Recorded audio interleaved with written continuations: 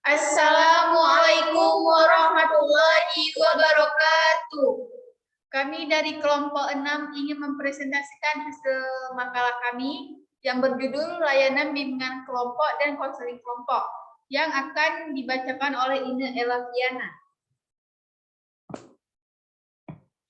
Layanan bimbingan kelompok. Pengertian layanan bimbingan kelompok. Bimbingan kelompok adalah kegiatan kelompok di mana pimpinan kelompok menyediakan informasi-informasi dan mengarahkan diskusi agar anggota kelompok menjadi lebih sosial atau untuk membantu anggota kelompok untuk tujuan-tujuan bersama. Bimbingan kelompok dapat juga diartikan sebagai bantuan terhadap individu yang dilaksanakan dalam situasi kelompok. Bimbingan kelompok dapat berupa penyampaian informasi ataupun aktivitas kelompok membahas masalah-masalah pendidikan, pekerjaan pribadi, dan sosial.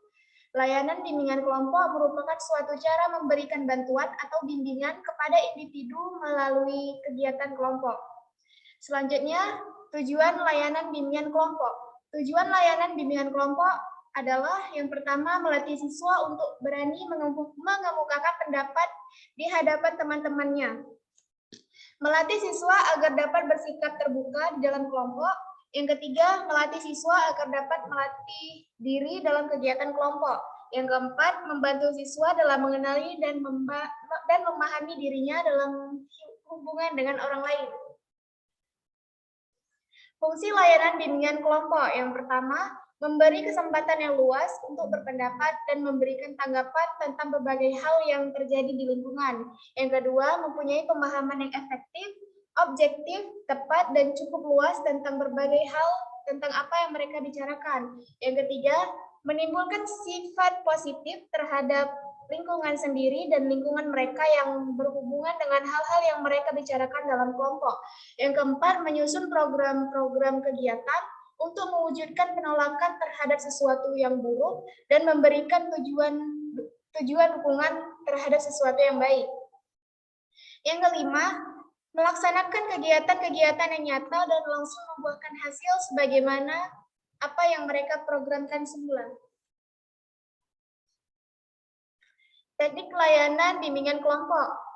Ada teknik umum. Yang pertama, komunikasi multi arah secara efektif, dinamis, dan terbuka.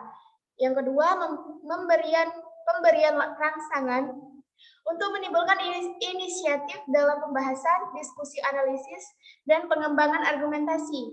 Yang ketiga, dorongan minimal untuk memantapkan respon dan aktivitas anggota kelompok. Yang keempat, pelatihan untuk membentuk tingkah laku baru yang dikehendaki. Selanjutnya ada teknik kelompok. Yang A, sederhana, B, mengembirakan, yang C, menimbulkan suasana rileks dan tidak melelahkan, yang D, meningkatkan keakraban, yang E, diikuti oleh semua anggota kelompok. Masuk ke kegiatan pendukung layanan bimbingan kelompok.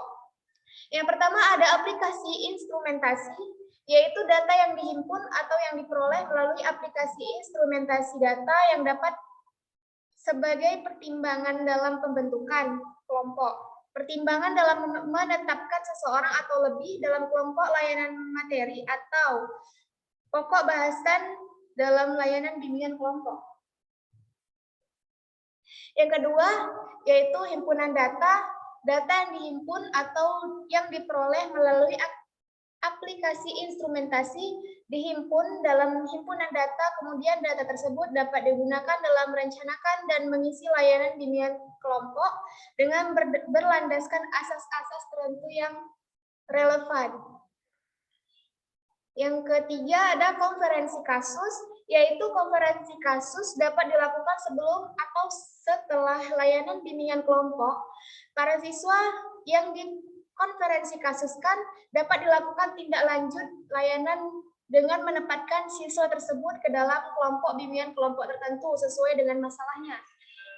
Yang keempat, alih tangan kasus, yaitu seperti pada layanan-layanan yang lain, masalah yang belum tuntas atau di luar kewenangan konselor dalam layanan bimbingan kelompok juga harus alih tangankan atau dilimpahkan kepada konselor atau petugas yang lebih mengetahui.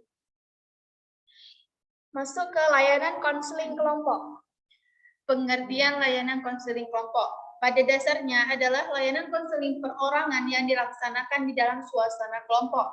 Di dalamnya terdapat konselor yang jumlahnya mungkin lebih dari seorang, dan ada klien yaitu para anggota kelompok yang jumlahnya lebih dari 2 orang. Tujuan layanan konseling kelompok. Menurut Dewa Kutul Soekardi, tujuan konseling kelompok meliputi yang pertama melatih anggota kelompok agar berani berbicara dengan orang banyak.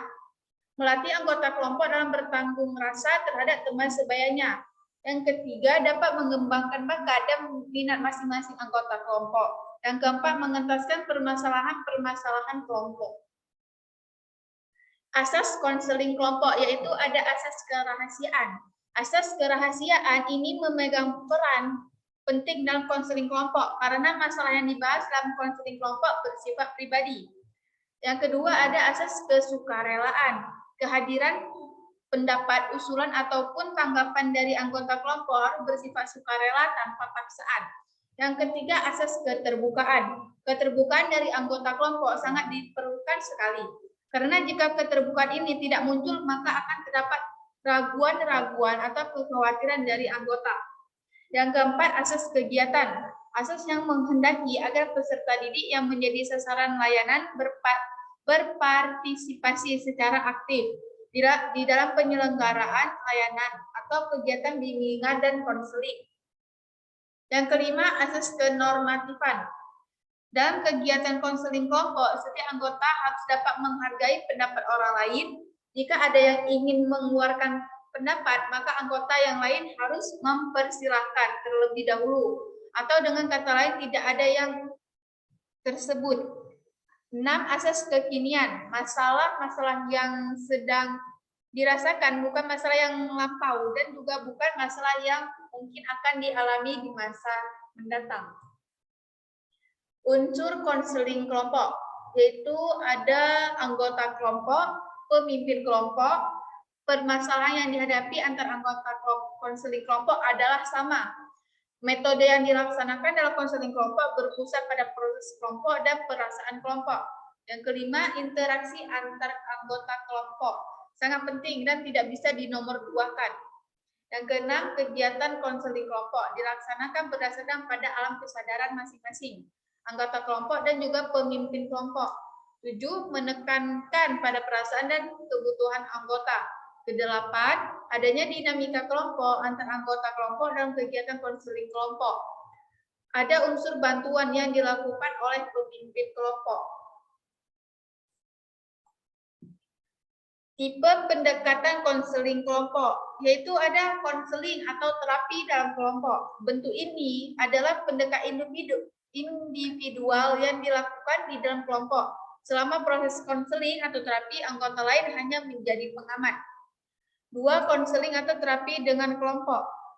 Biasanya ditemukan dalam kelompok temu ataupun kelompok. Aktivitas di dalam kelompok ditentukan oleh anggota. Konselor hanya bertindak sebagai expert partisipan. Yang ketiga, konseling atau terapi mengenai kelompok. Bentuk ini lebih menekankan pada interaksi antar anggota.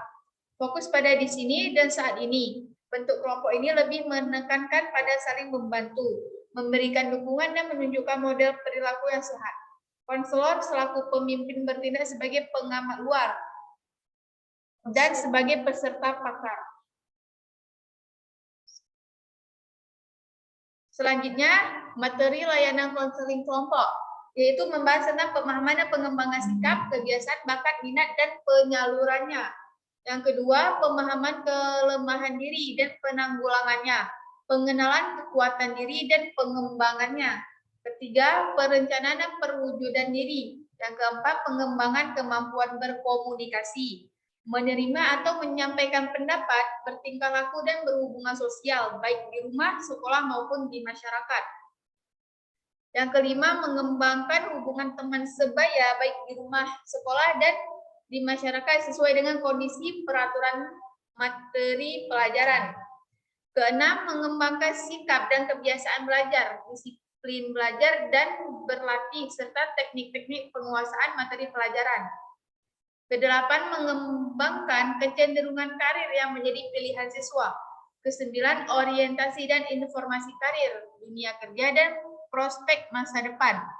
10, informasi perguruan tinggi yang sesuai dengan karir yang akan dikembangkan.